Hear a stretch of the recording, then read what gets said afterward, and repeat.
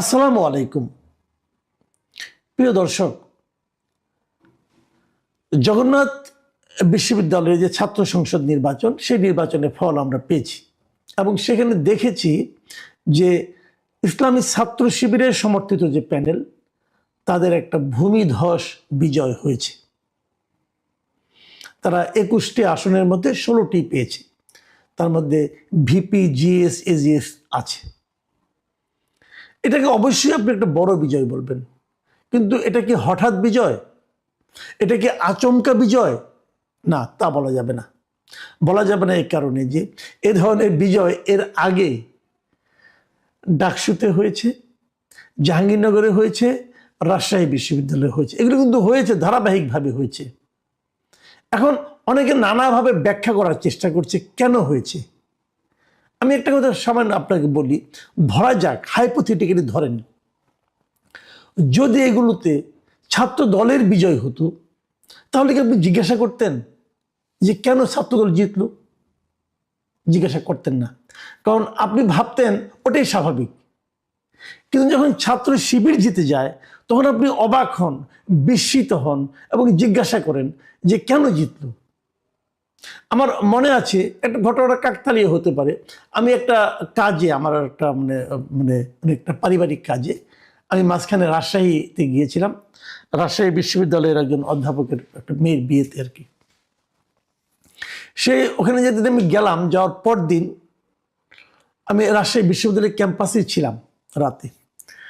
তো থাকার পর পরদিন যেদিন রাকসু নির্বাচনটা হয়ে গেল, ওদিনই রাতে আমি গিয়ে ওখানে পৌঁছেছিলাম। পরের দিন সকালে পৌঁছেছিলাম। পরের দিন সকালে আমি ওখানে পৌঁছেছিলাম। পৌঁছে ক্যাম্পাসের মধ্যে একটা ওদের যে রেস্টুরেন্টে সবাই তারা খায়, ওখানে ওপেন জায়গায়, সেখানে আমি সকালে নাস্তা করছিলাম। ওখানে বেশ কয়েকটা মিডিয়ার লোকজন ছিল, বিভিন্ন ঢাকার মিডিয়া। তাদের একজন আমাকে দেখে তারা চিনতে পারলো, যে কোনো কারণে হোক, চিনে আমার কাছে তারা গেল, যে জিজ্ঞাসা করলো, আপনার কি মনে হয় এর রাকসুতে শিবিরের বিজয়টা কেন হয়েছে? তা আমি সরলভাবে বলেছিলাম যে স্টুডেন্টরা তাদেরকে ভোট দিয়েছে, তাই তারা জিতেছে। এটা পরে দেখলাম যে বিভিন্ন মিডিয়াতে অনেকে দেখলাম, এটা সামাজিক মাধ্যমে অথবা অনেকেই দেখলাম এটা খুব শেয়ার করেছে এবং বলেছে আমি এটা বলেছি। হ্যাঁ, আমি এটা বলেছি। আমি কিন্তু এটা ঢাকা বিশ্ববিদ্যালয়ে বলেছি, সব জায়গায় বলেছি যে স্টুডেন্টরা ভোট দিয়েছে তাই জিতেছে। আপনি বরং প্রশ্ন করেন স্টুডেন্টরা কেন ভোট দিল, এবং এই প্রশ্ন করার জন্য আপনাকে বেশি দূর যাওয়ার দরকার নাই। আপনার ঘরেই একটা স্টুডেন্ট আছে, হয়তো বা সে ঢাকা ইউনিভার্সিটিতে পড়ে না, হয়তো জাহাঙ্গীরনগরে পড়ে না, জগন্নাথে পড়ে না, রাজশাহী ইউনিভার্সিটিতে পড়ে না, চিটাগাং ইউনিভার্সিটিতে পড়ে, হয়তো এখানে কোনোটাতেই পড়ে না, হয়তো সে একটা বেসরকারি বিশ্ববিদ্যালয়ে পড়ে, হতে পারে। কিন্তু তাকে জিজ্ঞাসা করেন, সে বলতে পারবে কেন ঘটনাটা ঘটেছে। এটা আসলে পার্টিকুলার কোনো একটা বিশ্ববিদ্যালয়ে ঘটেনি, এটা একটা জেনারেশনের মধ্যে ঘটেছে, একটা প্রজন্মের মধ্যে ঘটেছে, একটা প্রজন্মের মধ্যে পরিবর্তন হয়ে গেছে। আমি আপনি টের পাইনি, এই জন্য আমি আপনি অবাক হচ্ছি, ওরা কিন্তু অবাক হয়নি। এটাই বাংলাদেশের রাজনীতির বর্তমান বাস্তবতা। এই বাস্তবতাকে যদি আপনি মেনে নিতে না পারেন, তাহলে আপনি অবাক হবেন, বিস্মিত হবেন। আর যদি মেনে নিতে পারেন, তাহলে ভাববেন যে হ্যাঁ, এটাই স্বাভাবিক। এখন আমরা আলোচনা বরং করি যে কেন হলো। যারা এটাতে অবাক হন, তাদেরকে একটু উপলব্ধি দিতে চাই আমি। ভাই, আপনারা একটু চিন্তা করুন সোসাইটিতে কি ঘটছে এবং কেন ঘটছে। আমি কিন্তু এর ভালো মন্দ নিয়ে কথা বলছি না। আমি আবারও বলি, আমি এখনো মনে করি আমাদের এই প্রজন্ম চায় বলেই এই রেজাল্ট আসছে। এবং যে কথাটা আমি শেষে বলবো, সেটা আগে একটু বলে নেই, যে আগামী নির্বাচনেও আমাদের ভোটাররা যা চাইবে তাই ঘটবে, যদি সেখানে ম্যানিপুলেশন না হয়, যদি সেখানে ভোট ডাকাতি না হয়, যদি সেখানে নির্বাচনের নামে কোনো হঠকারী সিদ্ধান্ত কেউ না নেয়। তাই ঘটবে যা ভোটাররা চাইবে। এখন ভোটাররা কি চায়, প্রথমত বলে নেই, এই যে স্টুডেন্টরা, এই যে ইয়াং প্রজন্ম, নতুন একটা প্রজন্ম, তারা যে ইসলামী ছাত্র শিবিরকে ভোট দিয়ে নির্বাচিত করছে, তারা কি জাতীয় নির্বাচনে ভোটার না? তারাও ভোটার। তারা যে পরিবারে থাকে সেই পরিবার ভোটার না? সেই পরিবারও ভোটার। আমি একটা অদ্ভুত একটা জিনিস দেখলাম, আমি আপনাদেরকে এটা একটু শেয়ার করতে চাই। একটা পত্রিকায় দেখলাম যে ওনারা বেশ কিছু লোকের সঙ্গে আলাপ করেছে, অনেক স্টুডেন্টের সঙ্গে আলাপ করেছে ঢাকা ইউনিভার্সিটি এবং অন্যান্য ইউনিভার্সিটিগুলো রেজাল্টের পর, এবং সেখানে একটা মেয়েকে জিজ্ঞাসা করেছে যে তুমি কেন শিবিরকে ভোট দিয়েছো। সে বলছে কি জানেন, উত্তর শুনলে অবাক হয়ে যাবেন। সে বলেছে আমার মা বলেছে ওদেরকে ভোট দিও। মা কেন বলে? মা বলে এই কারণে, মা তার কন্যা সন্তানের নিরাপত্তা চায়। মা বুঝতে চেয়েছে যে কারা ছাত্র সংসদে আসলে তার কন্যাটা নিরাপদে থাকতে পারবে, সে মা বলেছে। আবার আরেক দিকে কথা, মা কেন বলেছে? মা তো আগে বলতো না, এখন মা কেন বলে? তার মানে মার মধ্যেও কি কোনো পরিবর্তন হয়ে গেছে? হ্যাঁ, হয়েছে। এই জায়গাটাতে আমাদের যে ট্র্যাডিশনাল পলিটিক্যাল পার্টিগুলো আছে, সেই পার্টিগুলোকে একটা শিক্ষা নিতে হবে। সেটাও আমি বলি, আমি নিজে অনেক জায়গায় যোগাযোগ করে দেখেছি, এবং আমারও তো গ্রামে লোকজন আছে। গ্রামাঞ্চলে, মফস্বলে মেয়েদের মধ্যে জামাতে ইসলামী অসম্ভব মানে অভাবিত তারা কাজ করেছে। এটা অন্য অন্য আমাদের ট্র্যাডিশনাল পলিটিক্যাল পার্টিগুলো চিন্তাও করতে পারবে না, তারা কি পরিমাণ কাজ নারীদের মধ্যে করেছে। আমার মাঝে মাঝে খুব হতাশ লাগে এটা ভেবে যে আগামী নির্বাচনে এই নারীদের মধ্যে যারা এত কাজ করলো, যারা আগামী নির্বাচনে যারা নারীদের কাছ থেকে প্রচুর ভোট পাবে বলে আমি এখনো মনে করি, সেই জামাতে ইসলামের প্রার্থী তালিকায় নারী নাই। এটা আমাকে খুব আহত করে, হতাশ করে। কেন তারা এটা করছে? এটার কিন্তু আবার আফটার ইফেক্ট থাকতে পারে। এটা ওনারা ভালো বুঝবেন, ওনাদের হয়তো এটাই রাজনীতি, হয়তো এটাই বাংলাদেশের নারীরা চায় যে আমাদের উপর অন্য কেউ মাতব্বরি করবে, আমরা এটা মেনে নেব। আমি জানি না, আমি বলতে পারবো না, কিন্তু এটা আমাকে একটু হতাশই করে বলা যায়, একটু অবাক করে। কিন্তু বাস্তবতা হলো বাংলাদেশের প্রত্যন্ত অঞ্চলের নারীদের মধ্যে জামাতে ইসলাম অনেক কাজ করেছে, এবং জামাতে ইসলাম তাদেরকে প্রভাবিত করতে অনেক ক্ষেত্রে পেরেছে। তার প্রভাব আমরা এখনই কিন্তু বিভিন্ন জায়গায় পেতে শুরু করেছি। ছাত্র সংসদে পড়ছে, তার বিশ্ববিদ্যালয়ে পড়ুয়া ছেলে মেয়েরা মাদের কথা শুনছে, জাতীয় নির্বাচনে শুনবে না? এটাও কিন্তু মাথায় রাখতে হবে। ব্যর্থতাটা কোথায়? কার ব্যর্থতা? অথবা সফলতাটা কোথায়? কেন সফলতা? এই নিয়ে অনেক ইকুয়েশন হয়েছে, অনেকে নানা কথা বলেছে। যেমন আমার নিজেরও কিছু ইকুয়েশন ছিল, আমার নিজের দুটো ইকুয়েশন ছিল, সে দুটো আপনাদের সঙ্গে আমি শেয়ার করি। প্রথম ইকুয়েশন হলো, এই বিশ্ববিদ্যালয়গুলোতে ছাত্রলীগ যখন ছিল, মানে আওয়ামী লীগের আমলে স্টুডেন্টদের উপর এক ধরনের টর্চার চলতো। টর্চারটা এরকম, তাদের মিছিলে যেতে হবে, তাদের কথা শুনতে হবে, পরীক্ষা তোমার গোল্লায় যাক, মিছিলে আসো, এরকম অনেক কিছু ছিল, গণরুম ছিল। এটা কারা করতো? আমরা হয়তো বলবো ছাত্রলীগ করতো, না, এটাকে ছাত্রলীগ ভাবলে হবে না, এটা আসলে করতো সরকারি দল। যে দলটা সরকারে থাকে তাদের যে ছাত্র সংগঠন, তারা এই কাজগুলি করত। এবং প্রশাসন, যেহেতু এই ছাত্র সংগঠনটা সরকারের আনুকূল্যে আছে, অত প্রশাসনও তাদেরকে সমঝে চলতো, তাদেরকে ভয় পেত। এই যে ছাত্র যারা ভোট দিয়েছে, তারা সেই সরকারি ছাত্র সংগঠনকে ভয় পায়। তো যেহেতু এখন একটা আওয়াজ সব দিকে উঠেছে যে হয়তো বিএনপি আগামীতে ক্ষমতায় আসবে, সে কারণে তারা, এই স্টুডেন্টরা বিএনপির ছাত্র সংগঠনকে ছাত্র সংসদে আনতে চায়নি। এটা একটা কারণ হতে পারে। এই কারণটা আমার বিশ্লেষণ, আমি এইভাবে ভাবি, এটা আমি আগেও বলেছি, আবার রিপিট করলাম। যে কারণে তারা বিএনপিকে বাদ দিয়ে আর স্ট্রং যারা আছে তাদের মাঝখান থেকে ছাত্র শিবির সবচেয়ে স্ট্রং, তারা চলে এসেছে। একটা হতে পারে। আরেকটা হতে পারে, এই প্রত্যেকটা ছাত্র ইয়েতেই সংসদ নির্বাচনে ছাত্রলীগের কিন্তু অনেক ভোট আছে। ছাত্রলীগ আগে অত্যাচার করেছে, টর্চার করেছে, অমানবিক আচরণ করেছে। যারা করেছে তারা তো ছাত্র না, যারা করেছে, যারা করার মাধ্যমে যারা সুবিধা পেয়েছে, সেই সুবিধা ভোগীরাও তো ছাত্র। তাদের তো অনেক লেয়ারের কিন্তু স্টুডেন্ট আছে। তো তারা কাকে ভোট দিয়েছে, তারা কাকে এবং কেন দিয়েছে সেটাও বলি। দেখুন, এই ছাত্রলীগ, আওয়ামী লীগ, এটা এমন একটা দল, এদের টাইপটা এমন, এটা হলো একটা বংশানুক্রমিক দল। মানে যারা আজকে ছাত্রলীগ করে তাদের বাবারা খবর নিয়ে দেখেন, তাদের যারা বাবা, চাচা, মামা আছে, এরা সবাই আওয়ামী লীগ করতো। তাদের যারা ভাই টাই আছে, কাজিন আছে, হয়তো এরা যুবলীগ করে। এরকম ধারাবাহিকতা কিন্তু একটা আছে। তো গত 24-এর 5ই আগস্টের পর সারা দেশে ওই আওয়ামী লীগের সুবিধাভোগীদের উপর নানা ধরনের অত্যাচার হয়েছে, নির্যাতন হয়েছে, তাদের বিরুদ্ধে গণমামলা হয়েছে, এক একটা মামলা 150-200 লোককে আসামি করা হয়েছে।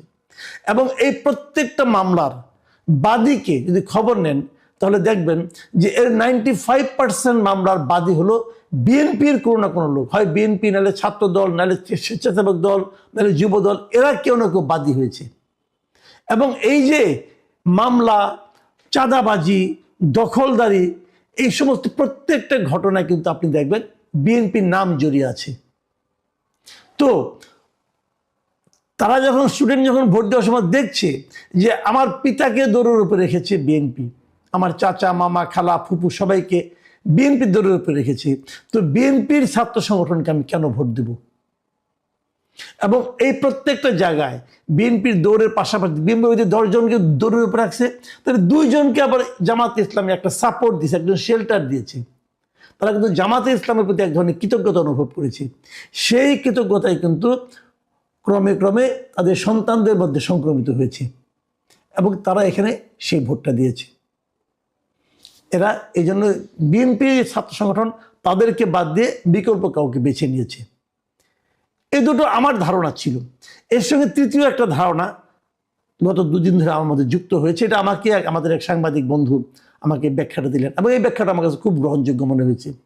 ওনার ব্যাখ্যাটা হলো বিশ্ববিদ্যালয়ে ভর্তি হতে হলে কিন্তু আপনাকে কোনো না কোনো একটা কোচিং করতে হয়। আমাদের সমস্ত স্টুডেন্ট যারা যত লোক বিভিন্ন বিশ্ববিদ্যালয়ে ভর্তি হয়েছে তারা কোনো না কোনো একটা ইন্টারমিডিয়েট পাস করার পর কোনো না কোনো একটা কোচিং সেন্টারে ভর্তি হয়েছে। এবং এই কোচিং সেন্টারে যারা টিচার এবং কোচিং সেন্টারে যারা চালায় মালিক, এদের মধ্যে শতকরা 80% মালিক হলো জামাত শিবির। এরা সবাই এই 2টা পলিটিক্যাল পার্টির সঙ্গে সংশ্লিষ্ট। যখন গত 17 বছর আওয়ামী লীগ যখন জামাতকে নানাভাবে সব ধরনের সামাজিক, সব ধরনের পলিটিক্যাল রাজনৈতিক কর্মকাণ্ড থেকে বিচ্ছিন্ন করে রেখেছিল, তখন তারা এইদিকে মনোনিবেশ করেছিল। এবং এখানে পড়াতে যে একদিকে তারা ভর্তি জনতাকে প্রস্তুত করেছে, আরেকদিকে তারা ধর্মীয় শিক্ষা এবং ইসলামী ছাত্র শিবিরের যে শিক্ষা, সে আদর্শগুলো ধীরে ধীরে এদের মধ্যে ঢুকিয়ে দিয়েছিল। এবং অনেক ক্ষেত্রে এমনও হয়েছে যারা নাকি মেধাবী কিন্তু দরিদ্র, তাদের কাছে তারা টাকা পয়সা পর্যন্ত নেয়নি, তাদের ফিস দিতে হয়নি, বিনা পয়সায় পড়িয়েছে। সেই কৃতজ্ঞতা বোধ এবং সেই শিক্ষা দুটো একত্র হয়ে কিন্তু একটা বিরাট জেনারেশনের একটা বড় অংশ কিন্তু ছাত্র শিবিরের প্রতি এক ধরনের সহানুভূতি তারা কিন্তু প্রদর্শন করছে। সেটারই একটা ফল আমরা বিশ্ববিদ্যালয়ের নির্বাচনগুলোতে দেখছি। দেখুন, এগুলো আমি যেগুলো বললাম না, এগুলো হলো আপনার এক ধরনের কারণ খুঁজে বের করা, কেন ঘটলো, কি ঘটলো না ঘটলো, এটা। কিন্তু এর বাইরেও কিছু কথা আছে। আমরা দেখেছি যে জামাতে ইসলামের সঙ্গে, জামাতে ইসলাম এবং ছাত্র শিবিরের যে পলিটিক্স, তার সঙ্গে আমাদের ট্র্যাডিশনাল যে সমস্ত রাজনৈতিক দলগুলো আছে, আওয়ামী লীগ, ছাত্রলীগ, বিএনপি, ছাত্রদল, এদের একটা বেসিক পার্থক্য আছে। সে পার্থক্যটা হলো জামাতকে আপনি যত যাই বলে, পছন্দ হোক বা না হোক, এটাই বাস্তবতা, জামাত শিবির তারা ওয়েলফেয়ার পলিটিক্স করে। তারা মানুষকে বোঝাতে চায় যে আমি তোমার আপনজন। সেটা মনের থেকে বোঝায় নাকি অভিনয় করে, সেটা কিন্তু অন্য হিসাব। তারা এটাই বোঝাতে চায় যে আমি তোমার আপনজন, তুমি আমার কাছে আসলে উপকৃত হবা। এটা কিন্তু আপনি বিএনপির কোনো নেতৃত্বের কাছে পাবেন না। 2-1 জন পেতে পারে, সেটা বিচ্ছিন্ন ঘটনা। কিন্তু বিএনপি যারা গড় নেতা, তাদের কাছে আপনি যান, তারা যে আপনার সালামের জবাবটা নেবে দয়া করে, এতেই আপনাকে খুশি থাকতে হবে। আপনি এটুকু ভেবে খুশি হবেন যে আমি 10 বার সালাম দেওয়ার পর অন্তত 2 বার উনি জবাব নিয়েছেন, উনি জবাব দিয়েছেন, অতএব আপনি মুগ্ধ। এই ধারণা নিয়ে আপনাকে বাস করতে হবে। তো মানুষ আর কতদিন জিন্দাবাদ বলবে? ওয়েলফেয়ার পলিটিক্সটা আসতে হবে। আমি কিন্তু এই জন্য বলেছিলাম যে তারেক রহমান যখন দেশে আসলেন, ওনার মধ্যে কিন্তু সেই ট্র্যাডিশনাল পলিটিশিয়ানের অ্যাটিটিউড আমি দেখিনি। ওনার আচার আচরণে আমি দেখিনি। ওনার আসার কারণে এই যে মানুষের কষ্ট হল, উনি সেজন্য দুঃখ প্রকাশ করেছেন। ওনাকে কেউ একজন গালি দিল, তাকে উনি আপনার জেলখানা থেকে ছাড়িয়ে আনার জন্য সুপারিশ করেছেন, বলেছেন আমাকে কেউ গালি দিতেই পারে, সমালোচনা করতেই পারে, এই জন্য তাকে আপনি জেলে নেবেন কেন? এটা কিন্তু ট্র্যাডিশনাল পলিটিক্সের মধ্যে পড়ে না। উনি কিন্তু উনি আসার পরেও সেটাও তো ছাত্র দলকে জিতাতে পারলো না। এটারও কারণ আছে। এটা হলো উনি যে অল্প সময় এসেছেন, মাত্র কয়েকদিন, উনি হাইপটা তুলতে পেরেছেন, মানুষের মধ্যে একটু জোয়ার উনি তুলতে পেরেছেন, হয়তো অটোমেটিক উঠে গেছে। কিন্তু সেটা সেই স্টুডেন্ট যা নাকি সব কিছু একটু লজিক দিয়ে চিন্তা করে, তাদের মধ্যে পর্যন্ত পৌঁছায় নাই। কি কারণে পৌঁছায় নাই? তারেক রহমানের সঙ্গে সঙ্গে ওনার নেতৃবৃন্দের মধ্যে কি সেই পরিবর্তনটা আসছে?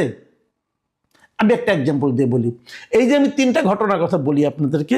একটা হলো ওনার আসার কারণে যে যানজট হয়েছে, মানুষের ভোগান্তি হয়েছে, এই জন্য বিএনপি দুঃখ প্রকাশ করেছে। এই জন্য বিএনপি কিন্তু অফিসিয়ালি প্রেস রিলিজে দুঃখ প্রকাশ করেছে।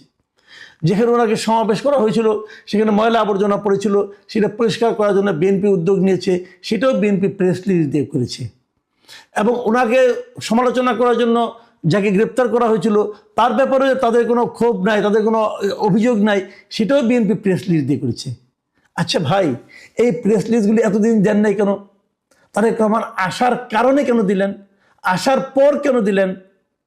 তার মানে এতদিন কি আপনাদের সঙ্গে তারেক রহমানের কথাবার্তা হয় নাই? হয়েছে। উনি দূরে ছিলেন বলে হয়তো এগুলো উনি দেখেন নাই। দূরত্ব একটা ফ্যাক্টর, কিন্তু আপনারা কেন উপলব্ধি করতে পারলেন না? আপনারা তো ওনার কাছে ছিলেন, আপনারা কেন ওনার সঙ্গে কথা বলে ওনার মন মানসিকতা বুঝেন নাই আপনার নেতা কি চায়? বুঝেন না উনি কোন পলিটিক্স চালু করতে চায়? আপনারা কেন করেননি? এই কারণে এটা যে করা দরকার এটাই তো আপনি ফিল করেন না। আপনি তো ওই রাজনৈতিক স্কুলে পড়েন নাই রে ভাই, আপনি তো সে ট্রেডিশনাল পলিটিক্সের মধ্যে আছেন। রাজনীতি পরিবর্তন হয়ে গেছে ভাই, রাজনীতি এখন জনগণের কাছে চলে যাচ্ছে। জনগণ সিদ্ধান্ত নেবে আপনি কি আচরণ করবেন। আপনার সিদ্ধান্তে জনগণ আর চলবে না। সেই রাজনীতি যদি না করতে পারেন, সামনে কিন্তু বেশি দিন সময় নাই। নির্ভয় চৌধুরী মনি, আপনাকে স্বাগত জানাচ্ছি। ধন্যবাদ। এর মধ্যে নানান ধরনের সিনারিও আমরা দেখতে পাচ্ছি নির্বাচনকে কেন্দ্র করে। আমি যদি প্রথমেই আপনার কাছে জানতে চাই যে জামায়াতে ইসলামীর পক্ষ থেকে অভিযোগ করা হয়েছে একটি বিশেষ ব্যক্তিকে বিশেষ নিরাপত্তা দেওয়া হচ্ছে এবং এখানে লেভেল প্লেইং ফিল্ড নেই। সরাসরি জামাতের আমিরই এই কথা বলছেন। আপনি কি বলবেন, আসলে লেভেল প্লেইং ফিল্ড নেই নাকি আসলেই যারা অভিযোগ করছে তারাই লেভেল প্লেইং ফিল্ড মানে সেই জায়গা থেকে বেশি এগিয়ে আছে? ধন্যবাদ আপনাকে। যারা শুনছেন আমার শুভেচ্ছা অভিনন্দন। আমি প্রথমেই এক লাইনে যদি বলতে বলেন তাহলে বলবো এটা একটা ষড়যন্ত্র। এটা ডেফিনিশনে আমি ফিরে আসছি। সেটা হলো যে প্রত্যক্ষভাবে দেখা যাচ্ছে যে হ্যাঁ, আমাদের চেয়ারম্যান সাহেব উনি বাংলাদেশে এসেছেন, অনেক রকম বাধা বিপত্তি পেরিয়ে এসেছেন এবং আসার পরেই উনি ওনার মাকে হারিয়েছেন। বাংলাদেশের সর্বজন স্বীকৃত একজন নেতা, গণতন্ত্রের মূর্ত প্রতীক, উনি আমাদের মাঝ থেকে চলে গেছেন এবং ওনার জীবন হুমকির মুখে, এটাও আমরা সবাই জানি। তো এটাকে যদি অন্যরা অন্য চোখে দেখে, আপনি জানেন বিএনপি একটা অনেক বড় দল এই মুহূর্তের জন্য, তো সেই বড় দলের সর্বোচ্চ পর্যায়ের নেতা উনি।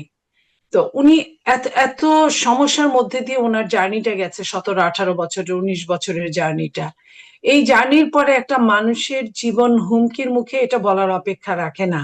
এখন পর্যন্ত আপনি জানেন যে কিছুদিন আগে যখন ওনার কথা আসার কথা ছিল, যখন ওনাকে বিভিন্ন প্রশ্নবাণে বিদ্ধ করা হচ্ছিল, তখন উনি বলেছিলেন যে এই আশাটা আমার একার উপর নির্ভর করেন না। তো সেই সেই জায়গা থেকে উনি যখন আসছেন, তার মানে বুঝতে হবে যাদের উপর নির্ভর করছিল তারাও অনেকটা বরফ গলেছে হয়তোবা, আমরা এটা মনে করতে পারি। তো সেই হিসেবে উনি এসেছেন, উনি আমাদের মাঝে কাজ করছেন। ওইভাবে হয়তো করতে পারছেন না কারণ ওনার মায়ের এখনো শোক কাটিয়ে ওঠেনি আমাদের নেত্রী। সেই জায়গা থেকে সরকার যদি তাকে কিছুটা তাকে নিরাপত্তা দেয়, এটা সমস্ত রাজনৈতিক দলগুলোর নেতৃবৃন্দের খুশি হওয়ার কথা।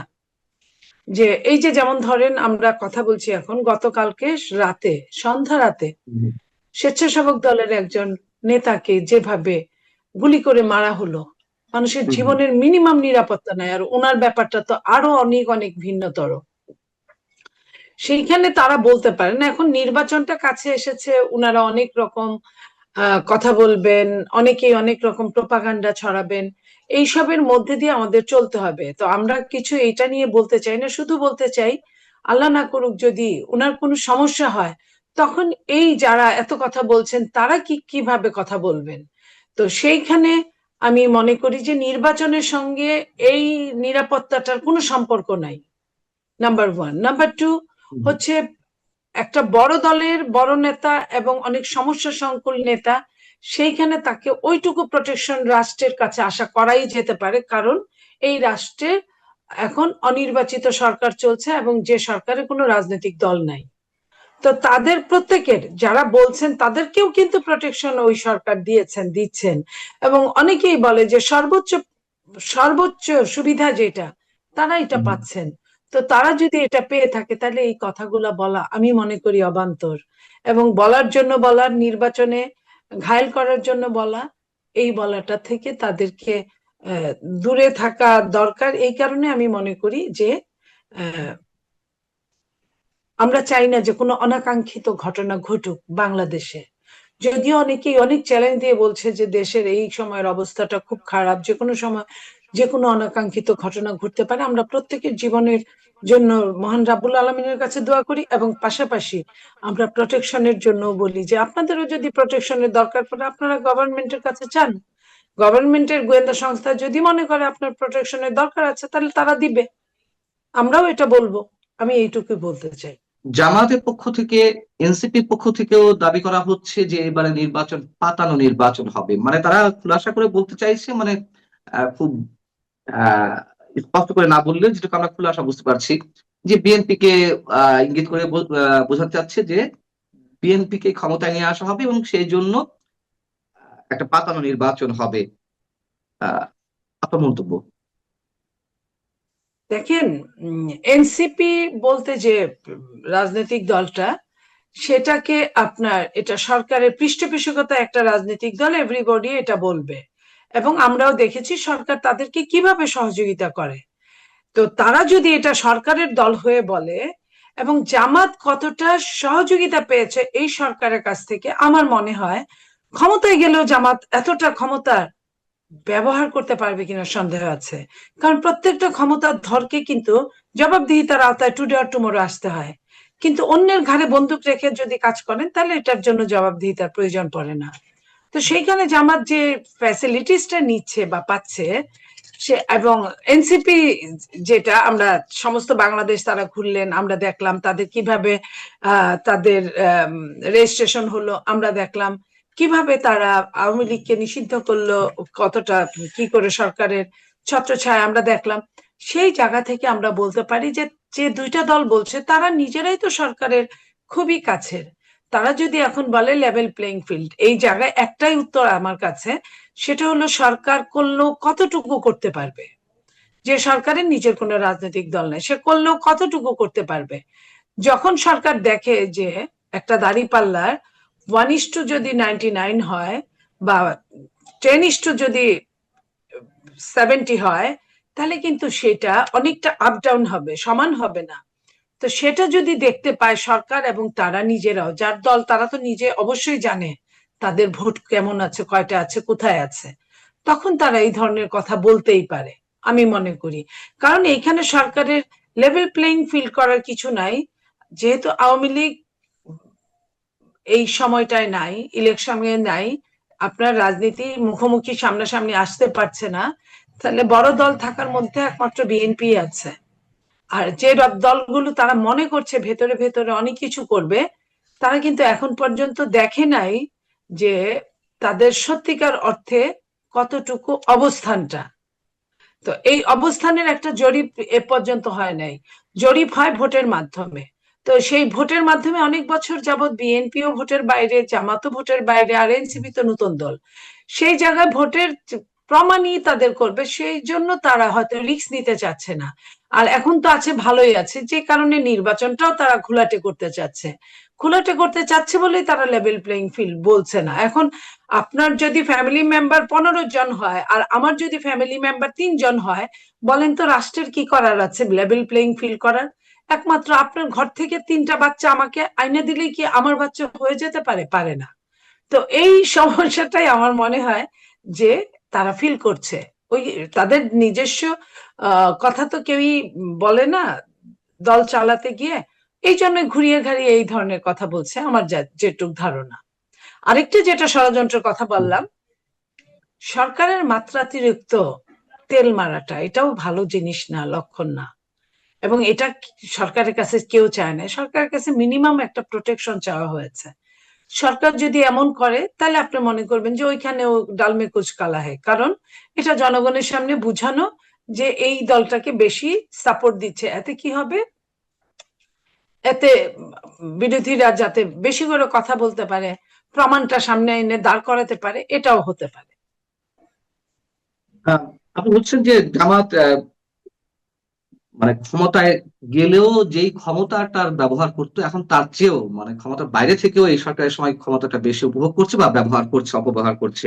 আবার কিংস পার্টি তো রয়েছে, মানে সবাই জানে যে এটি এনসিপি, ডক্টর মোহাম্মদ ইউনূসের নিজের দল, অনেকে অভিহিত করেন এই মন্তব্য করে। তাহলে আসলে পাতানো নির্বাচন যদি হয়েই থাকে, সেই পাতানো নির্বাচনে ফলটা আসলে কোন দিকে যাওয়ার কথা তাহলে? দেখেন, এটা একটা ডিফিকাল্ট কোশ্চেন, কারণ এখানে যদি আপনার ডিজাইনটা মেটিকুলাস হয় তাহলে আপনার, জানি না, যেমন 2008-এর নির্বাচনটা অনেকেই কিন্তু প্রশ্নবিদ্ধ বুঝে নাই, কিন্তু সত্যিকার অর্থে কি নির্বাচনটা একদম ফ্রি এন্ড ফেয়ার ছিল? ছিল না। যারা একটু স্টাডি করে, যারা একটু দেশ নিয়ে ভাবে, তারা কিন্তু ঠিকই বুঝতে পেরেছিল সেই দিনের কি হয়েছিল। ঠিক ওইভাবে যদি হয়, কিংবা এখন যে কলেজ বিশ্ববিদ্যালয়ের নির্বাচন হচ্ছে সেই অবস্থায় যদি হয়, ওই ডিজাইনটা যদি ফলো করে, আমি জানি না সম্পূর্ণ ডিজাইনটা কি। তবে একটা জিনিস আমি বুঝি যে ওই যে শামসুন্নাহার হলের যে নারী নেত্রী বলেছিল ইলেকশনে দাঁড়িয়ে যে আমি তো, তা এনসিপির প্রার্থীর কথা বলেছিল, আমি তো তাকে ভোট দিয়েছিলাম, তাহলে সে শূন্য ভোট কিভাবে পায়? তাহলে আমার ভোটটা কোথায় গেল? হুম যখন হুম। এই কথা বলার পরে তারপরে আবার রিকাউন্টিং করার পরে 142টা ভোট বের হলো। তো এই জায়গাটায় আমি বলতে চাই যে আহ, গণতন্ত্র এখন অনেক দিনের পুরানো হয়ে গেছে। বিশ্ব, বাংলাদেশের সঙ্গে দেশি বিদেশি অনেক শক্তি জড়িত, তাদের বুদ্ধি অনেক, তারা পুরা পৃথিবী চালান। তো সেই বুদ্ধি যদি এখানে অ্যাপ্লাই করে, আপনার কি হতে পারে সেটা আল্লাহই ভালো জানেন। গুপ্ত হত্যা বাড়তে পারে এমন কথা বলা হচ্ছে, আবার গুপ্ত রাজনীতি নিয়েও তো আমরা অনেক কথা শুনলাম। এটা তো ওপেন সিক্রেট যে শিবিরের ছেলেরা কিভাবে ছাত্রলীগের মধ্যে মিশেছিল। এখন আবার শুনছি যে জামাতের নেতাকর্মীরা বিএনপির মধ্যে মিশে গেছে। রাত পোহালে দেখতে পাচ্ছি তারা সব জামাতের রোকন সদস্য। এটি সাবেক শিক্ষা প্রতিমন্ত্রী আপনাদের দলের, আপনাদের দল যখন সরকারে ছিল, এহসানুল হক মিলন, তিনি বলেছেন যে যাদেরকে আমি নিজের কর্মী মনে করতাম, বিএনপির নেতাকর্মী মনে করতাম, হঠাৎ করে দেখলাম যে তারা জামাতের রোকন সদস্য। আহ, যদি এই অবস্থা হয়, আহ, তাহলে বিএনপির আসলে সামনে কি ধরনের ভাগ্য বরণ করা লাগতে পারে যদি গুপ্ত রাজনীতি তারা এইভাবে চালিয়ে যেতে থাকে? দেখেন, গুপ্ত রাজনীতির একটা সুবিধা বা অসুবিধাটা কি জানেন? যে পর্যন্ত তারা নিজে থেকে না বলবে, ওই পর্যন্ত আপনি সন্দেহ করতে পারেন, কিন্তু হুম আপনি হুম। কিন্তু স্ট্রেট বলতে পারেন না। আপনি বলতে পারেন তুমি রয়ের এজেন্ট, তুমি আইএসআই এজেন্ট, তুমি সিআই এজেন্ট, তুমি মুসাদের এজেন্ট, ইত্যাদি ইত্যাদি আপনি বলতে পারেন। হুম। কিন্তু আপনি তো প্রমাণ করে দেখাতে পারবেন না। ঠিক তেমনই গুপ্ত রাজনীতি, তুমি গুপ্ত রাজনীতি, তুমি জামাতের এজেন্ট বা তুমি আরো অন্য কারো এজেন্ট, বাট সে নিজে যে পর্যন্ত, আওয়ামী লীগ যদি এরকম ধ্বংসের দ্বার প্রান্তে চরম ভাবে না যেত এবং তারা যদি না স্বীকার করতো যে সব ছাত্রলীগ হঠাৎ করে সব শিবির হয়ে গেল, তো এরকম তারা নিজেরা স্বীকার করেছে বলেই আমরা বলতে পেরেছি। হুম। তারা এখন যে স্বীকার করছে না, বিএনপি বলেন, আমি তো এমনও জানি, শুনেছি যে বাম বাম রাজনীতির ভেতরেও তাদের লোক ঢুকানো আছে। তো আপনি কোথায় যাবেন? আপনি কাকে বিশ্বাস করবেন? আমি তো এখন অনেকখানে বলি যে 3জন লোক বসলে যে আসলে কে যে কার লোক আমি নিজেই জানি না। কারণ সত্যিকার অর্থে সে কার লোক, এটা আমি একদিন কোন একটা ঢাকা বিশ্ববিদ্যালয়ের প্রফেসরের সাথে আমার টকশো ছিল। টকশোর একটা পর্যায়ে শেষ হওয়ার পরে উনি আমাকে বললো যে আপা, আমি সাদা দলের সদস্য আপনাদের। তো আমি বললাম তাই?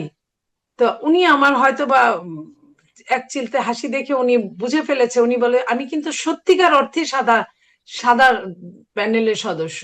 আমি তখন একটু ঘুরে দাঁড়িয়ে বললাম যে সত্যিকার আর মিথ্যাকার কি ভাই একটু বলবেন? বলে যে আপনি তো জানেনই আমি সত্যি মনে প্রাণে দিয়ে জাতীয়তাবাদী শক্তির সদস্য। তখন আমি বললাম যে এই যে আপনি সত্যিকার বললেন, এটা আমি এখন জানলাম যে আপনি সত্যিকার। তা আবার এটাও ঠিক যে এটা কতটুকু সত্যিকার, এটা অনেকেই তো, আপনার নাম নাই বলি, অনেকেই শেখ হাসিনাকে বক্তৃতায় কত সুন্দর কথা বলছেন, যে মুস্তাকের কথা বলছেন, যে নেত্রী আপনাকে বুঝতে হবে এইসব আহ কি বলে মুনাফেকরা এখনো পৃথিবীতে আছে, এখনো বাস করছে আপনার চারপাশে। অথচ যে বলছে সে নিজেই কিন্তু তার চেয়ে বেশি খারাপ কাজ করেছে। তো এই যে এই জায়গাটায় সত্যিকার যখন বলবে তখনই কিন্তু আরেকটা ভয় কাজ করে যে হ্যাঁ কতটুকু সত্যিকার। তো এই জায়গাগুলোতে এটার আসলে আমি জানি না যে এটা সুরাহাটা কিভাবে হবে। একটা একটা নিজের দলের পোস্ট হোল্ড করে অথচ সেটা গোপন থাকে, অন্য দলে আবার সে পোস্ট হোল্ড করে। তো সেটা তার কিন্তু তার ওই কাজের উপর তার প্রমোশন হচ্ছে, তার এই যে আহ, কি বলবো এটা শত্রুতামূলক কাজের জন্য বা মুনাফিকি কাজের জন্য তার প্রমোশন হচ্ছে তার নিজের দলের। তো এটা তো সবখানে সম্ভব না। বিএনপি তো কঠিন কলে এই হিসাবটা করতে পারে না কোনোদিন, আমার ধারণা আওয়ামী লীগও এটা পারে না। আওয়ামী লীগ এখন হয়তো শিখে ফেললে আরেকটা সমস্যা যে নিজের দলের লোকও তখন আরেক দলে ঢুকায় দিবে, এটাও কিন্তু একটা ব্যাপার হয়ে দাঁড়াবে। তখন পৃথিবীর এবং এই দেশের রাজনীতি আরো জঘন্য থেকে জঘন্যতর হবে। স্পাই স্পাই যখন দল করে স্পাই হয়, এটাকে তো সরানো যায় না। সেই আশঙ্কা থেকেই আপনার কাছে জানতে চাওয়া যে আমি প্রথমেই যেটা জানতে চাচ্ছিলাম ওটা আবারও জিজ্ঞাসা করি যে আপনি নিজে বলেন যে আওয়ামী লীগের ভিতর গুপ্ত রাজনীতি করেছে শিবির জামাতের লোকজন ঢুকে। সেই আওয়ামী লীগের তো যে করুণ পরিণতি ভোগ করতে হয়েছে তার মধ্যে এটি একটি কারণ। ঠিক একইভাবে বিএনপির মধ্যেও যদি এরকম গুপ্ত রাজনীতি করা লোকজন থাকে অন্য দলের বা জামাত শিবিরের, তাহলে বিএনপির জন্য কতটা সেটি আশঙ্কাজনক? ভীষণভাবে আশঙ্কাজনক, কারণ আওয়ামী লীগ তাও আপনার চাণক্য রাজনীতি করতো, আমরা মাঝে মাঝে বলতাম। বিএনপি কিন্তু চাণক্য রাজনীতি করে না। তো এই যে আওয়ামী লীগ চাণক্যের রাজনীতি করেও কিন্তু ধরতে পারে নাই, তো বিএনপি সোজা সরল রাজনীতি করে কিভাবে পারবে? বিএনপি যেটুকু পারে নিজের দলের সঙ্গে পারে, অন্য দলের সঙ্গে যায় না বা পারে না বা চেষ্টাও করে না। তো এটা ভীষণভাবে এটা সামনের রাজনীতির জন্য একটা ধ্বংসাত্মক কার্যক্রমে পরিণত হবে বা হতে পারে বা বয়ে নিয়ে আসবে, এটাই আমি আশঙ্কা করি। আমরা প্রায় শেষ পর্যায়ে সিএসি নাসির উদ্দিন বলেছেন যে এবার নির্বাচন পাতানো নির্বাচন হবে না। প্রত্যেক সিএসি তাই বলেন, প্রত্যেক নির্বাচন কমিশনই তাই দাবি করেন। আমরা এর আগে দেখেছি সবশেষ 24-7 জানুয়ারি যে নির্বাচন হলো কথিত নির্বাচন, সেই নির্বাচনের যারা কমিশনার ছিলেন তারাও বলেছিলেন যে এইবারের নির্বাচন যদি সঠিকভাবে আমরা না করতে পারি তাহলে বাংলাদেশ থেকে আমরা পৃথিবী থেকে বিচ্ছিন্ন হয়ে যাব, এমন মন্তব্য করেছিলেন। আপনার নিশ্চয় মনে আছে। এইবারের নির্বাচন কমিশনাররাও ঠিক একই ধরনের মন্তব্য করছেন যে আমরা যদি সঠিকভাবে নির্বাচন করতে না পারি তাহলে এর বিপদের সম্ভাবনা বা ক্ষতি ইত্যাদি নানান ধরনের বিশেষণে বিশেষায়িত করছে। নির্বাচন কমিশনের উপরে দেখেন কতটুকু আমরা আশা করতে পারি, ভরসা রাখতে পারি? দেখেন এই যে আমরা যে খুবই খারাপ অবস্থায় পতিত হব যদি নির্বাচনটা না হয়, না করতে পারি, এটা বলার অপেক্ষা রাখে না। এটা সবাই আমরা বুঝতে পারছি দেশটা এখন কোন জায়গায়, মবের কোন রাজত্বে চলে গেছে। তো সেইখানে আপনি নিজেই উত্তর দিলেন, প্রত্যেক ইসি বলে, প্রত্যেক সিইসি বলে যে সবচেয়ে ভালো নির্বাচন হবে, আমি ছাড় দিব না। এবং আপনি এখান থেকে বুঝেন যে ছাড় না দেওয়ার জন্য যে কাজগুলো করা দরকার উনি কি একটা কাজও করেছেন? উনি কি আইন শৃঙ্খলা রক্ষা কমিটি যারা আছেন বাহিনী তাদের কি ট্রমা থেকে উদ্ধার করেছেন? উনি কি অস্ত্র উদ্ধার করেছেন? উনি কি গোলাবারুদ উদ্ধার করেছেন? উনি কি প্রশাসনের যে সমস্যাটা, প্রশাসনের ওই সমস্যা থাকলে ইলেকশনের অনেক বড় ক্ষতি আসতে পারে, সেটার কি কোনো সমাধান করার চেষ্টা করেছেন? উনি তো এই কাজগুলো কিছুই করেন নাই। বরং উনি যখন হাদি মারা গিয়েছেন, শহীদ হয়েছেন, তখন উনি বলেছেন এটা বিচ্ছিন্ন ঘটনা, এটা এফেক্ট পড়বে না। তো এই যে এই জায়গায় গতকালকে যে ছেলেটা মারা গেল, আগামী 48 ঘন্টা 24 ঘন্টা কি হবে আমরা জানি না, কারণ আমরা দেখেছি যে যারা যারা অনেক বেশ লম্বা লাইনের কিছু ব্যক্তি আছে যারা অনেক কিছু করে, বাংলাদেশকে অনেক দূর থেকে পরিচালনা করার চেষ্টা করে, তারা বলেছে আগামী 48 ঘন্টা ভীষণভাবে আহ কি বলবো সাবধানতার মানে যে বড় কোনো ঘটনা ঘটতে পারে, সাবধানও না, বড় ঘটনা ঘটতে পারে। একটা সমাজকে সামনের দিকে অগ্রসর করার জন্য, দেশে একটা সুশাসন কায়েমের জন্য এই আলোচনাগুলি জরুরি। যেমন আমরা এখন দেখব সামনে একটা নির্বাচন আছে, আর 1 মাস পরেই, মাসখানেক পরে সেই নির্বাচনটা হবে। সেই নির্বাচনের আগে দেখবেন বিভিন্ন পলিটিক্যাল পার্টি তারা ক্ষমতায় যেতে চাইবে, এবং কেন তারা তাদেরকে ক্ষমতায় পাঠানো দরকার সেজন্য তারা আমাদেরকে নানা ধরনের প্রতিশ্রুতির কথা শোনাবে। এবং আমরা আসলে কি চাই সেটা তারা জিজ্ঞাসা করে না, তারা আমাদেরকে কি দিতে চায় সেটা আমাদেরকে শোনায়। এটা কি জরুরি নয় যে আমরা কি চাই আমরা তাদের আগে ভাগে বলে দিই আমরা কি চাই, অথবা আমাদের কি চাহিদা তাদের কাছে থাকতে পারে, যে আমরা কিরকম দেশ চাই, কিরকম শাসন চাই, এটা আমরা জানতে চাইতে পারি। দেখুন, আমাকে অনেকদিন আগে একজন সিনিয়র সাংবাদিক বলেছিলেন, যখন আমি দুর্নীতি নিয়ে খুব কথা বলছিলাম, উনি বললেন যে দেখেন, দুর্নীতি আসলে মূল সমস্যা না, পৃথিবীর এমন কোনো দেশ নেই যেখানে দুর্নীতি নাই, তারপরে সেই দেশগুলো কিন্তু উন্নত হচ্ছে। মূল সমস্যাটা আসলে শিক্ষা, শিক্ষাটাই মূল সমস্যা। যদি শিক্ষার হারটা কমে যায়, যদি মানুষ প্রকৃত শিক্ষায় শিক্ষিত না হয়, তাহলে দুর্নীতিটা করা সহজ হয়ে যায়। যখন মানুষ শিক্ষিত হয় তখন তারা দুর্নীতি নিয়ে প্রশ্ন করতে পারে। এই শিক্ষাটাই মূল ব্যাপার, এবং সেটা একজন দুজনের শিক্ষা নয়, কিন্তু পুরো জাতির মধ্যে একটা প্রকৃত শিক্ষার একটা ধারা থাকতে হবে। তো আমি আজকে মোহাম্মদ কমল ভাইয়ের কাছে এই অনুষ্ঠানটা শুরু করার আগে আমি এই প্রশ্নটাই ওনাকে বারবার করছিলাম যে মোহাম্মদ ভাই, আমাদের শিক্ষা ব্যবস্থার কি হওয়া উচিত, অথবা এই সরকারের কাছে, আগামী সরকারের কাছে আমরা কেমন শিক্ষা ব্যবস্থা চাইতে পারি। আমরা কি প্রতিবার সরকার পরিবর্তনের সঙ্গে সঙ্গে আমাদের শিক্ষার কারিকুলাম চেঞ্জ করব? কি হবে সেই শিক্ষা? যেন মাহবুব ভাই, আপনাকে আমি সেই প্রশ্নটাই করছি যে আসলে আমাদের শিক্ষা ব্যবস্থাটা কি হওয়া উচিত, একটা স্বাধীন দেশের শিক্ষা ব্যবস্থাটা কেন আমরা গত এতগুলি বছর পার হয়ে গেল আমাদের, আমরা কেন একটা আপনার শিক্ষা ব্যবস্থায় ঠিক, শিক্ষা নীতিটাই ঠিক করতে পারলাম না? আপনার অভিমতটা কি? না, আপনি যে এভাবে শুরু করবেন আমি বুঝতেই পারিনি, এবং আপনি আমাকে একটা স্ট্রাইক করছেন, সেটা আগে বলি। আপনি বললেন যে শিক্ষা থাকলে দুর্নীতিটা হতো না, কম হতো। এইটা ধরে আমি একটু বলি, দেখেন, আলটিমেট রেজাল্ট অফ এডুকেশন হচ্ছে দুইটা জিনিস, একটা হচ্ছে এস্থেটিক্স, সৌন্দর্য চেতনা, আর একটা হচ্ছে টলারেন্স। শিক্ষার যে অনেকগুলো পরিণতি আছে, অনেকগুলো রেজাল্ট আছে, সেটার দুইটা অন্যতম হচ্ছে সৌন্দর্য চেতনা এবং টলারেন্স, ধৈর্য, সহনশীলতা। তো এই যে সৌন্দর্য চেতনা এবং টলারেন্স যদি থাকে, তাহলে কিন্তু একটা সমাজ অটোমেটিক ভালো হয়ে যাবে। এটার কোনো ব্যত্যয় ঘটবেই না। তো ফলে শিক্ষাটা খুবই, এটা আমাদের রুট কজ। আজকে যে আপনার পলিটিশিয়ানদের যে সমস্ত অসঙ্গতি আমরা দেখি, পলিটিশিয়ানদের যে সমস্ত নন পলিটিক্যাল আচরণ দেখি, আমাদের মানুষের মধ্যে যে ঔদ্ধত্য দেখি, মানুষের মধ্যে যে যে অসদাচরণ দেখি, এগুলোর মূলে কিন্তু শিক্ষা, রুট কজ কিন্তু শিক্ষা। এবং শিক্ষাটাকে একটু বলে নিই, তারপরে আমরা মূল প্রসঙ্গে যাব। সেটা হচ্ছে education shows us a new way of life. শিক্ষা আমাদের একটা নতুন ধরনের জীবনের পথ দেখায়, এবং education is the most powerful weapon which we can use to change our life and nation. সবচেয়ে শক্তিশালী অস্ত্র এটা। আমরা নিজেকে এবং জাতিকে যদি উন্নত করতে চাই, তাহলে এর মতো অস্ত্র আর নাই। এবং আপনার একটা দেশের উন্নতি কখনোই শিক্ষার উন্নতির চাইতে দ্রুতগামী নয়। শিক্ষার উন্নতি যত দ্রুতগামী হবে, ওই জাতির উন্নতি তত দ্রুতগামী হবে।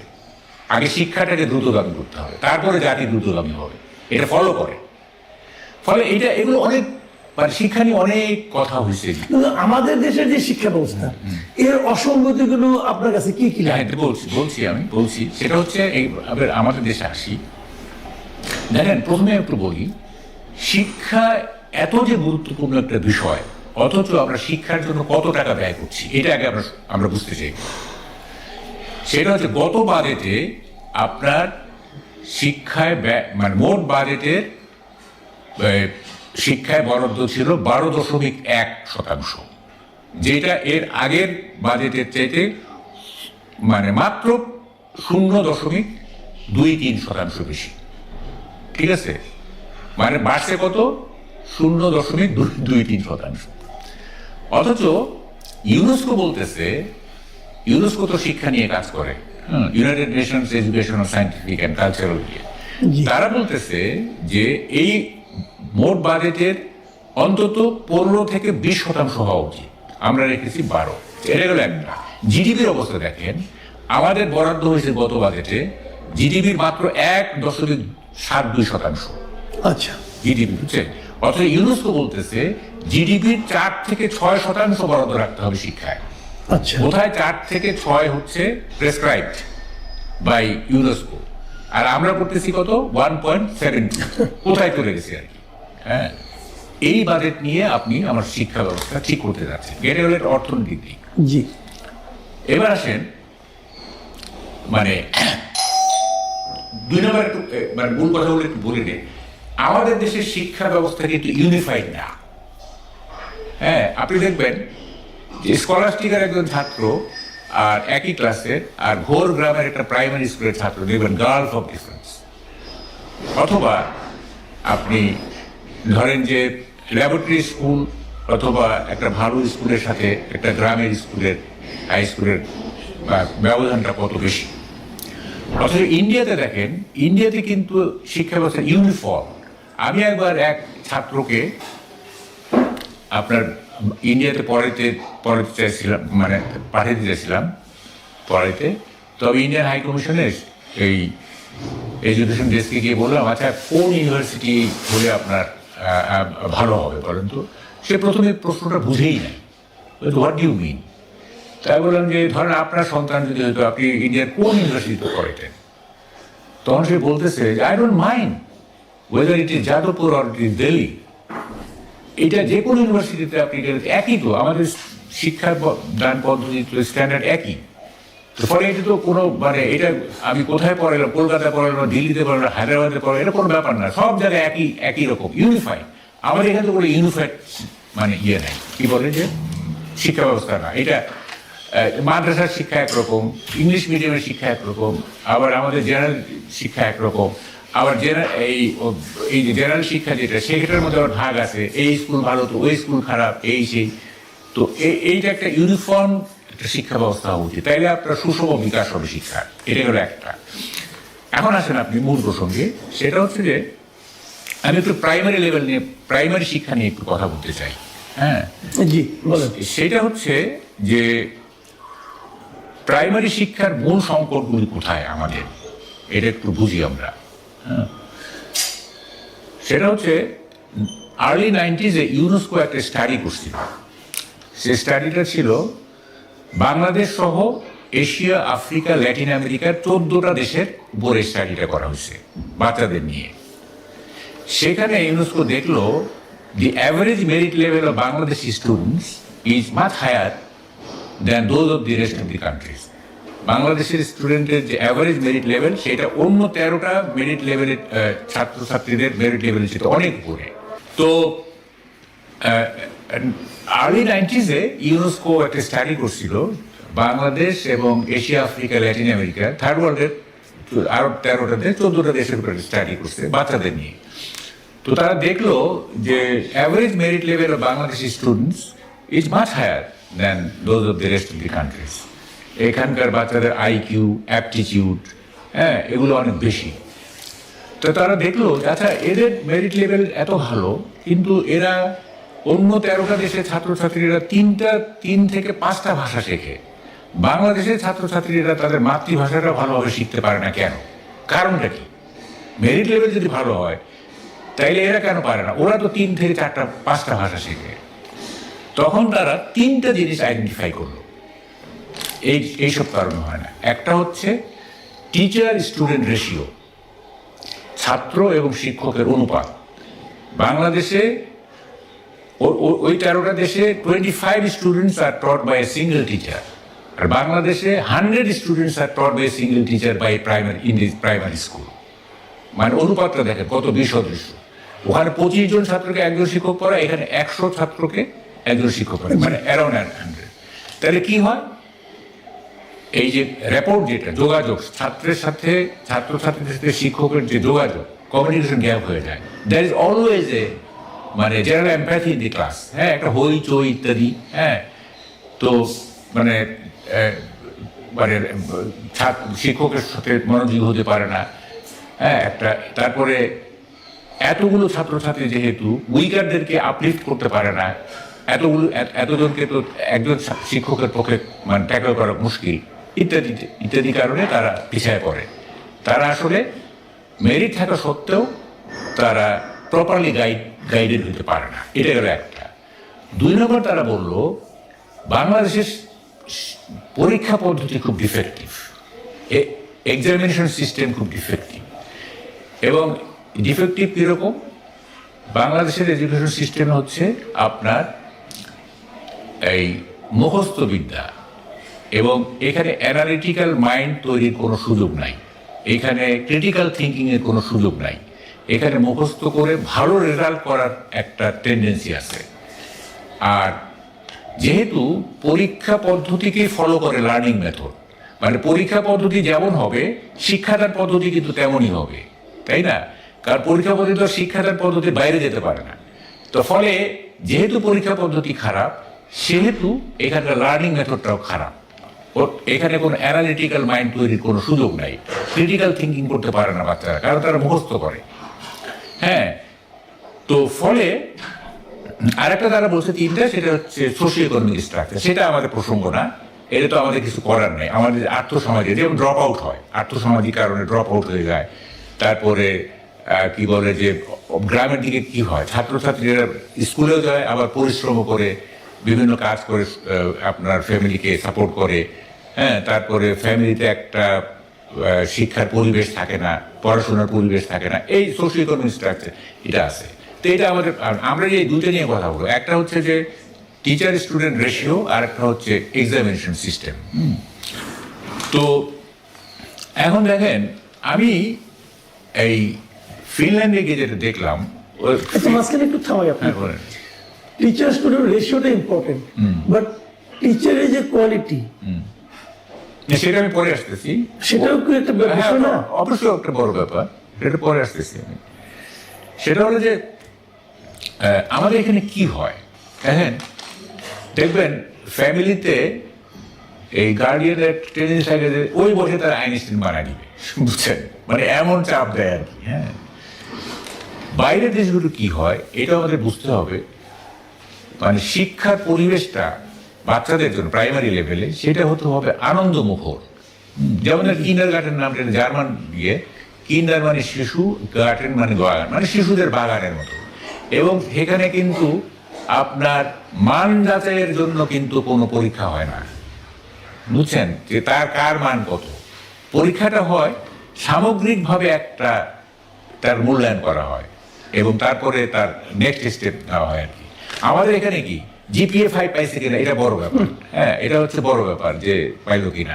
এবং ইন্টারেস্টিং, ধরেন একটা ছেলে 90 পেয়ে ফার্স্ট হলো, হ্যাঁ, আর একটা ছেলে 95 পেয়ে ফার্স্ট হতে পারলো না।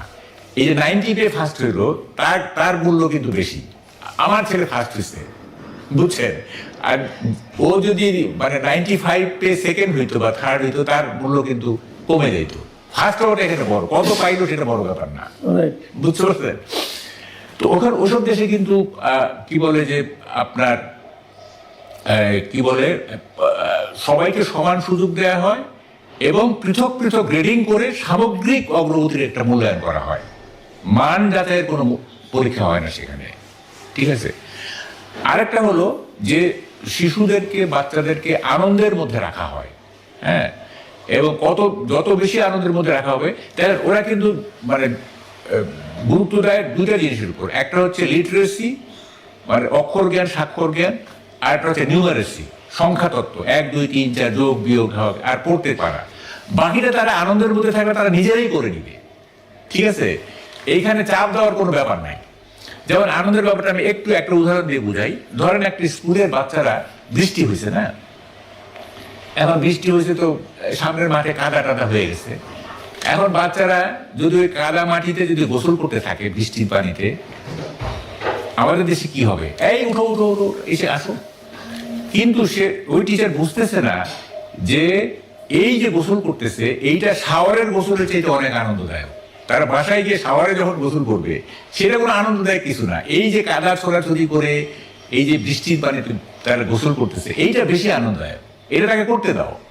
হ্যাঁ, আমাদের টিচারে কিন্তু তাকে তুলে নিয়ে আসবে যে তুমি কাদা মারতেছো, বৃষ্টির পানিতে ঢুকতেছো।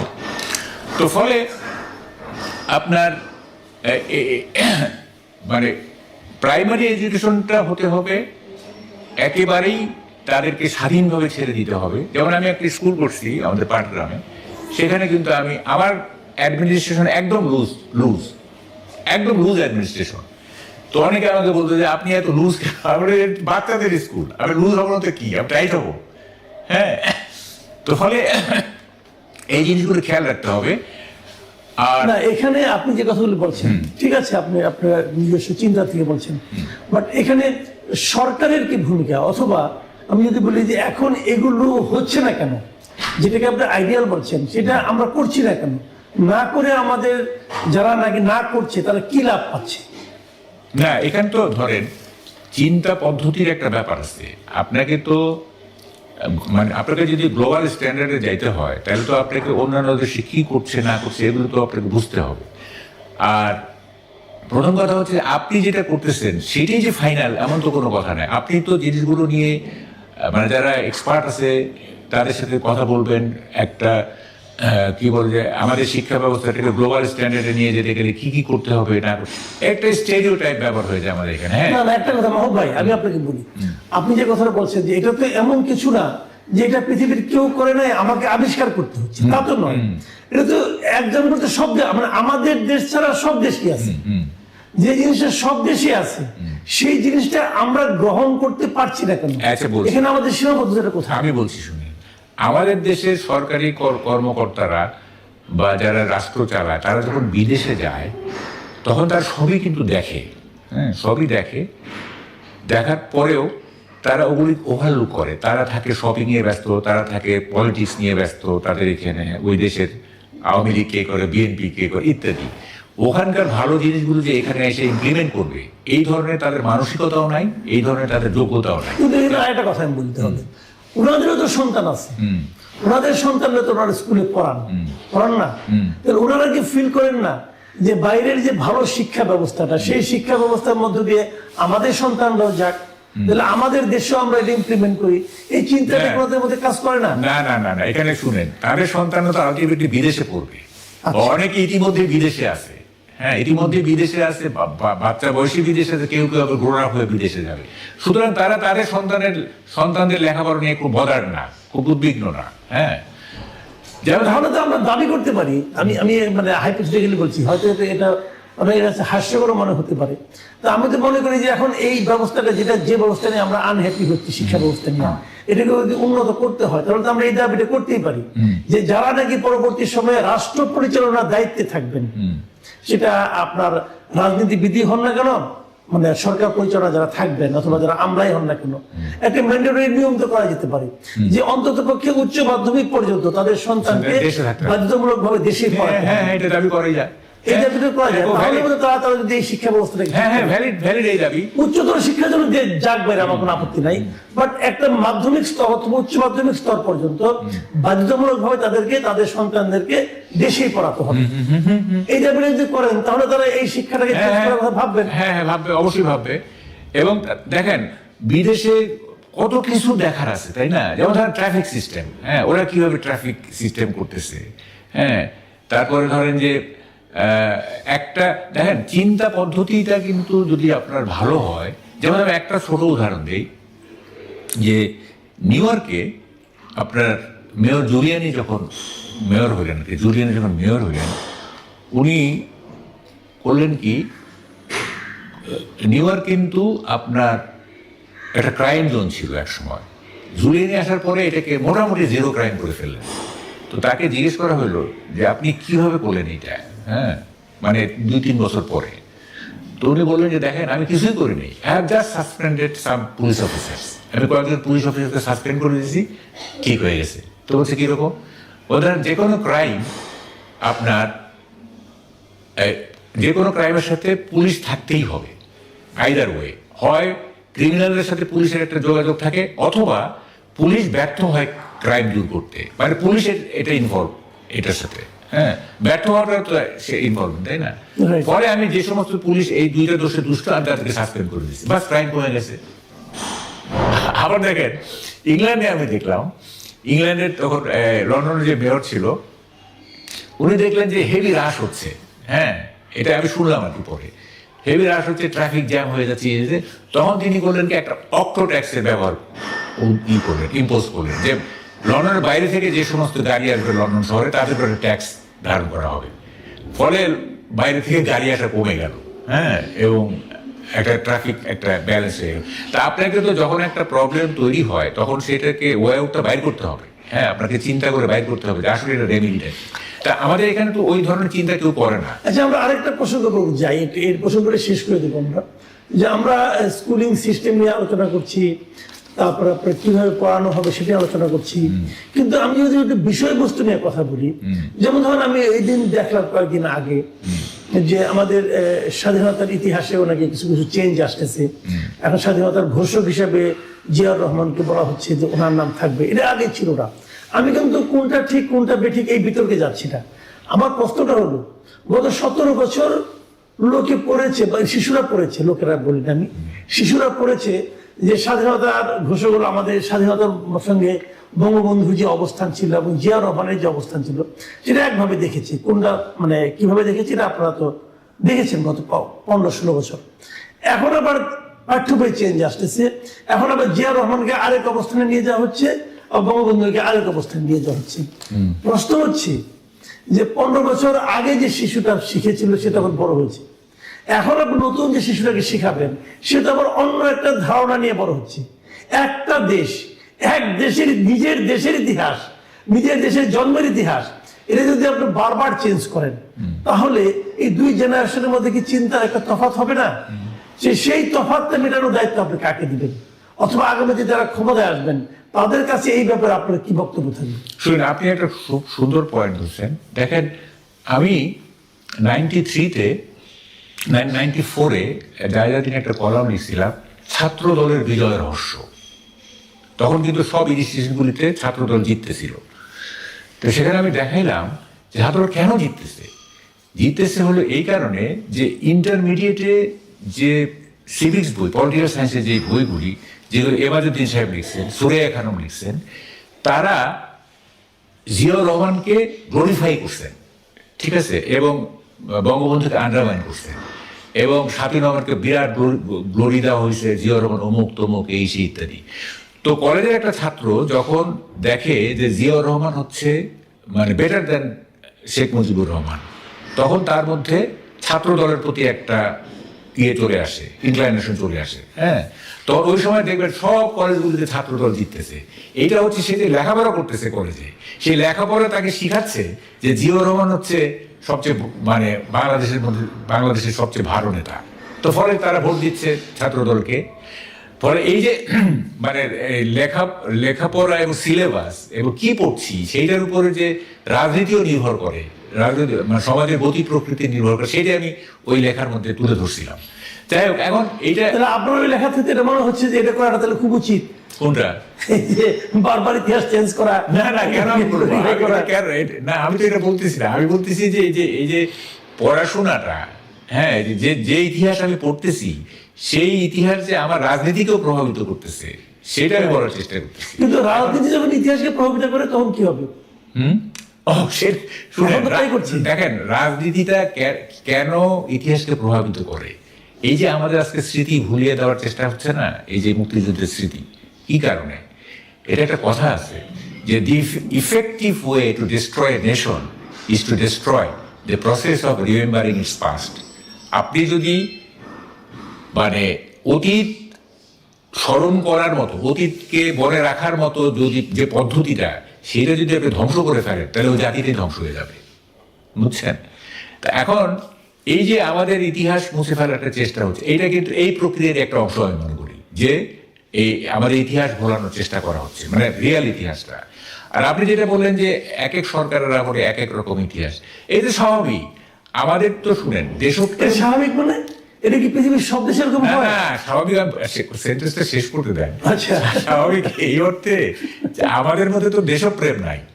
আমাদের মধ্যে যেহেতু দেশপ্রেম নাই, আমাদের মধ্যে আছে ব্যক্তি প্রেম, গোষ্ঠী প্রেম, দল প্রেম, এগুলো আছে আমাদের মধ্যে। ওটা তো মুখের কথা, ব্যক্তির চেয়ে দল বড়, দলের চেয়ে দেশ বড়, এটা মুখের, এটা রেটরিক।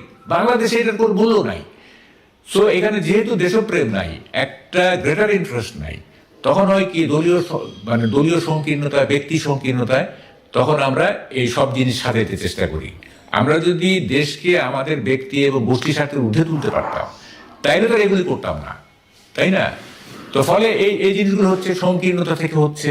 এখানে কোনো উদারনৈতিকতা নাই। হ্যাঁ, এখানে মানে একে অপরকে সহ্য করতে পারি না। এটা তো এগুলো তো আমরা আপনার শোতেই তো আমরা এগুলো আলোচনা করছি আগে, তাই না? অনেক ধন্যবাদ, অনেক ধন্যবাদ জনাব মাহবুব কামাল। আমাদের আমাকে তো শেষ করতে দিলেন না। না, শেষ করতে দিলাম না এই কারণে যে এটা আসলে একটা লম্বা আলোচনা। এটা একটা লম্বা আলোচনা, এবং এই আলোচনায় যতই গভীরে যাচ্ছি ততই আমার জন্য কেন মনে হচ্ছে আমি বিভ্রান্ত হচ্ছি। তারপরেও আমরা এই আলোচনাটা চালু রাখবো এই কারণে যে এরই মধ্যে প্রায় অনেক সময় হয়ে গেছে।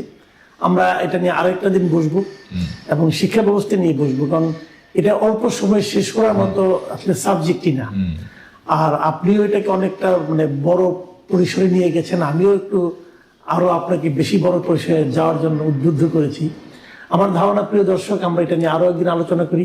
আমাদের শিক্ষা ব্যবস্থায় আসলেই অনেক গলদ আছে, এবং গলদ আছে বলেই কিন্তু আমাদের আজকে এই দুরবস্থা। আপনারা দেখুন, ভারতে মহাত্মা গান্ধীকে কিন্তু বিজেপি সরকারও গুরুত্ব দিচ্ছে আগের মতোই, এবং মহাত্মা গান্ধীকে যিনি মেরেছেন তাদের আদর্শে কিন্তু বিজেপি রাজনীতি, এবং তবু তারা কিন্তু ইতিহাসটাকে বিকৃত করে নাই। এই জায়গাটা যদি আমরা মনে রাখতে না পারি, ইতিহাস যে জাতির ইতিহাস স্থির না, অস্থির ইতিহাস, সেই জাতির মানে আপনার গতি কিভাবে সুস্থির হবে?